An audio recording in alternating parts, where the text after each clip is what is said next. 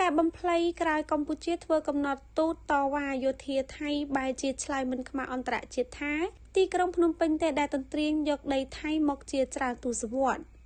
ការមិនទទួលស្គាល់ការពិតបានធ្វើឲ្យប្រទេសថៃពេលនេះកំពុងរៀបរកវិធីសាស្ត្រយ៉ាងណាដើម្បីបំភ្លៃប្រាប់អន្តរជាតិថាថៃគឺជាប្រទេសរងការឈ្លានពានដែលតាមជាក់ស្ដែងប្រទេសថៃយោធាថៃខ្លួនឯងឯនេះទេ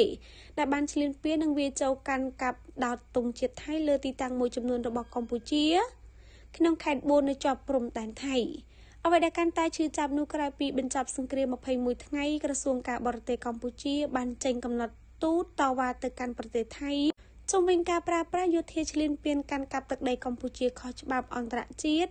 ដែលការនេះបានធ្វើឲ្យថៃកាត់ទុកមិនសុខចិត្តយ៉ាងខ្លាំងរហូតកាលពីថ្ងៃទី4ខែមករាឆ្នាំ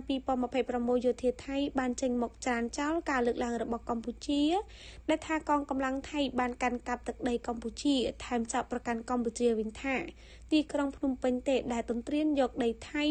អស់រយៈពេលជាច្រើនទសវត្សរ៍មកនេះ